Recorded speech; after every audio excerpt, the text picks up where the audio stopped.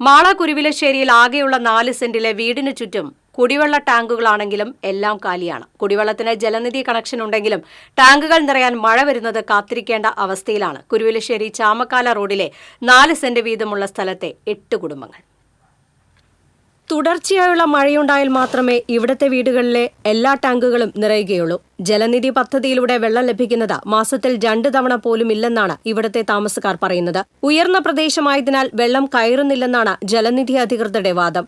ആകെയുള്ള പൊതുകിണറിൽ മഴ മാറിയാൽ വെള്ളം താഴെ പോകും. എല്ലാ കുടുംബങ്ങളിലേക്കും വെള്ളം കോരിയെടുക്കുന്നത് ഈ കിണറിൽ നിന്നാണ്. പൈപ്പിൽ വെള്ളം എത്തുമ്പോഴോ അല്ലെങ്കിൽ മഴയുള്ളപ്പോഴോ നിറച്ചുവെക്കാനാണ് ടാങ്കുകൾ കൂടുതലായി വാങ്ങിവെച്ചിട്ടുള്ളത്. പല വീടുകളിലും 10 മുതൽ 15 വരെ ടാങ്കുകളാണ് വീടിന് ചുറ്റുമുള്ളത്. ഇവയെല്ലാം നിറഞ്ഞു കാണണമെങ്കിൽ ശക്തമായ മഴ പെയ്യണം.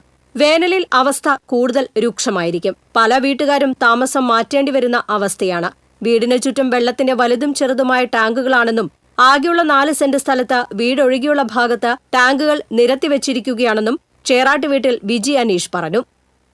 ഞങ്ങൾക്ക് 15 ദിവസം 20 ദിവസമൊക്കെ എത്തിയിട്ടാണ് ഈ മഴക്കാലത്ത് വെള്ളം വരുന്നത്. വീടിന് ചുറ്റും ടാങ്കുകളും കാര്യങ്ങളോ. പക്ഷെ ഇങ്ങനെ നല്ലൊരു വീട് പണിതിട്ട് പോലും നമുക്ക് ആവശ്യത്തിന് പെരുമാറാനോ കൊള്ളാനോ ഒന്നിനൊരു സൗകര്യമില്ല. വെള്ളത്തിന്റെ ബുദ്ധിമുട്ടാണ്. ഈ 15 ദിവസമൊക്കെ വരുമ്പോഴേ മഴക്കാലം അല്ലേ, അവർക്കൊന്ന് ആഴ്ചയിലെങ്കിലും ഒരു വിട്ടൂടെ? ഇപ്പൊ എത്ര പ്രാവശ്യം വിളിച്ചൊക്കെ ഓരോന്ന് ചോദിക്കണത് എല്ലാവരോടും. TCV news Mala.